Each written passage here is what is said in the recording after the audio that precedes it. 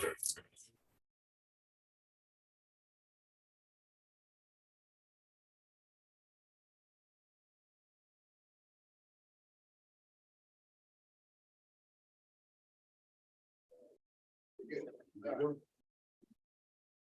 now return to open session, take necessary action on matters which the board may discuss in open session and upon which action may be taken. We are returning to open session at 6:42 p.m. Item 6C, discussion and possible action regarding revisions to board policy DH local and CKC local. Dr. Sandoval, do you have a recommendation from the administration? Yes, sir, Mr. Kupal.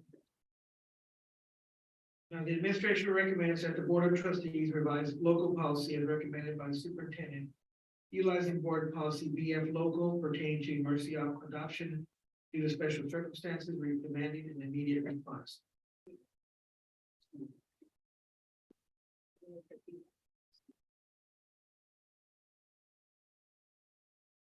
Okay, you've heard the recommendation of administration.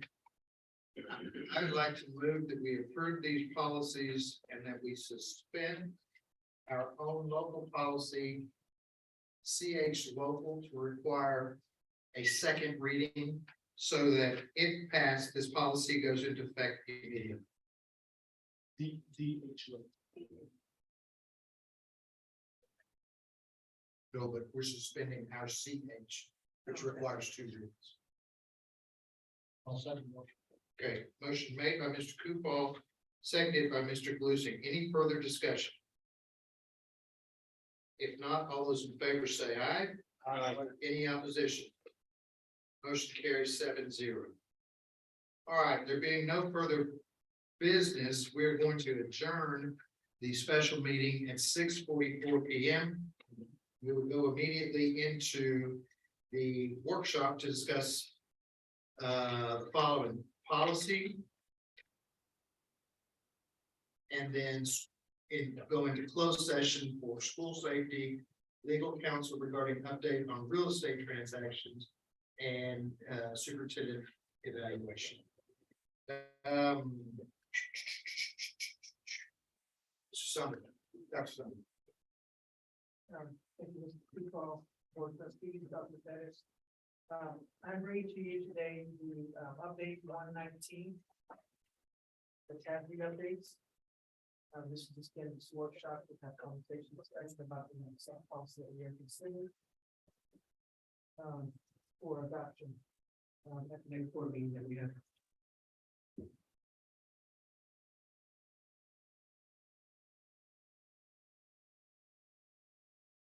Thank you, Dr. Green.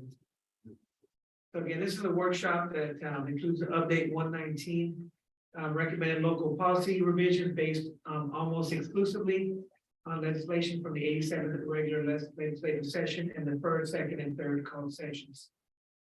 There's actually 1, 2, 3, 4, 5, 6, 7, 9 policy that we're looking at revising or making improvements to. Some are even being added, some things to this policy.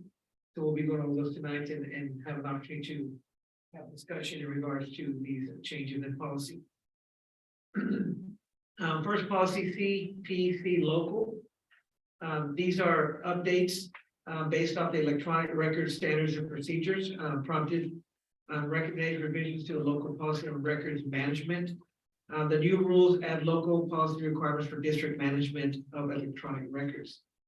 In order to meet these requirements, new policy revisions are delegated to the records management officer.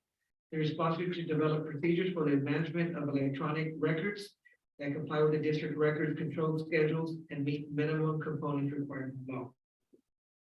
So I'll answer any questions in regards to that policy at this time. I see a lot of it is stuff read out. That because we no longer have to tell TA about stuff anymore. Is that what we're doing? There's a line here that's marked out, and a lot of it's stuff that's supposed to report to the TEA. We no longer require it to report. Are we looking at CPC still local, or we're looking at all the other policies? I think might be a different policy that had some stuff that was taken out that was required to report. But CPC, There was a couple of them that, TA. Page 48, funding, district shall annual report to CPA. That's no longer required, and then page 51, district shall provide an annual report to CEA. I mean, there's a lot of those in here like that, is that, we're just not, we just said don't do it anymore? any of those changes that were recommended this time were based on legislation that no longer requires district to report that. That's why it's been omitted. Alright, that's great. Now, I've got a weird question. When this stuff comes from TASB, I've always been taught that A means it's directly from TASB, X means you changed it yourself. That's a B. Don't think so. That's a good question, sir. Never seen that one. I've seen the X, you're right. But I don't know, I didn't ask the question about our policy administrator. So most of this is just, we don't have to report it to CEA anymore, spelling, things like that. A lot of it, yeah.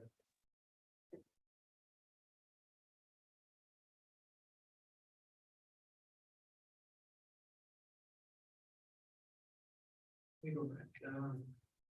Again, we had 9 different policies we're looking at. BMA, which is the second policy, just basically talks about the district's responsibility to follow and utilize the aspects clearinghouse and determine and take to the board any trainings that we're going to be offering. What the district is not offering is according to what SBEC is recommending. And then 3, what our actual plan of what we're going to be providing staff development on. So that's the second policy, DMA local. EHAA revisions made to that pertaining to child abuse, family violence, dating violence, and sex trafficking. There were some extensive things added to that in regards to the requirement to be done through SHAC and the information that needs to be taken to the board as well for approval. The next policy, EHBAA. Let me go back. EHB talks about providing regular training for teachers that teach students with dyslexia. That was added. EHBAA talks about transitions for students that are early childhood intervention to early childhood special education services. Again, this policy was also added as part of the legislation.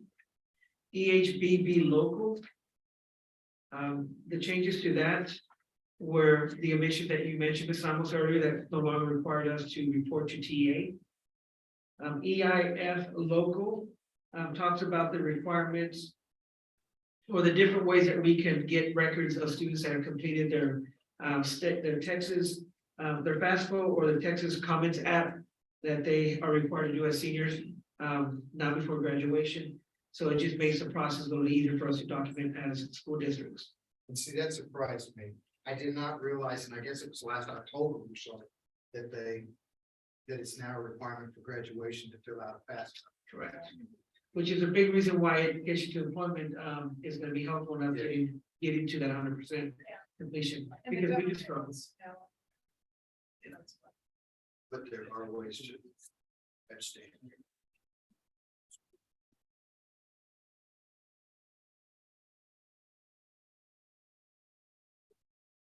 I have a question on EHAA 43. It's got a lot of information on staff, but it's been over a year. We haven't heard anything from them. 43. Were we supposed to pick out the curriculum for staff? We did last year. At the end of the year. In last year's? No, at the end of, I want to say it was like in March or April. Strat brought us the recommendation. April. So I think Lou, right? The nurse, right? I think we did. I think we did. They recommended a curriculum and we approved it for this year.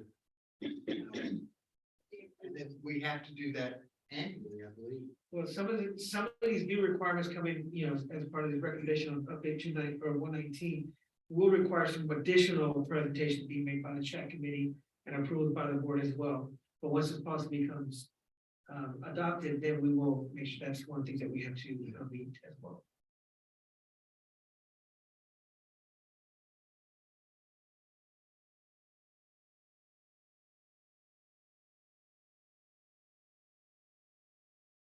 For that curriculum, okay, is it through the curriculum department, through health services, or is it curriculum?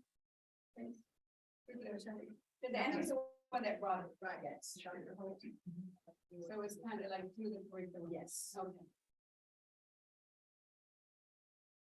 The other policy that I think I want to make sure I reference is FFH, local, on page 56.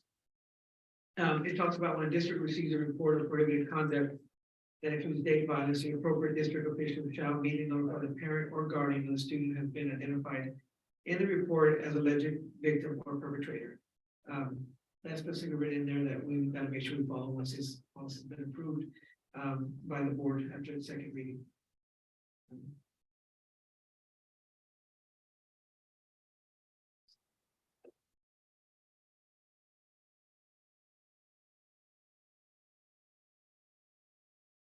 That's the last policy right there. I can reach them. Are there any specific questions on any of the policies? Each one of these will be coming to us in the September 22nd board meeting for the first reading for approval. So if you haven't, certainly look over this some more. If you've got any questions, I'm going to send to Dr. Sandoval an additional policy we discussed last meeting, our CH local, and that we got that weird paragraph we want to get out of there. So there'll be another policy to be amended. So those recommendations will all be coming on the 22nd. Our board meeting. I think it's 22nd. Right.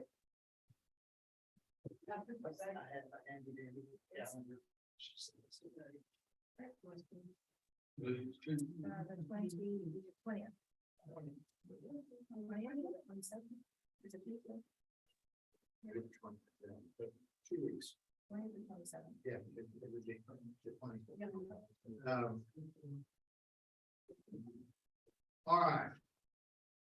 Having gone through that, then once again, we're going to enter into closed session to discuss some school safety and security update with Dr. Sandoval. Or did we cover everything? We cover the combination list that I gave you guys. Okay. Yeah. And then we will have legal counsel regarding the update on the real estate transaction, and then a discussion regarding the superintendent evaluation. So for this closed session in workshop, we're going to need Dr. Pitts. We're going to need Dr. Sandoval for those two items, the first two items. And so other than that, I think we can kill our coverage and be done with that.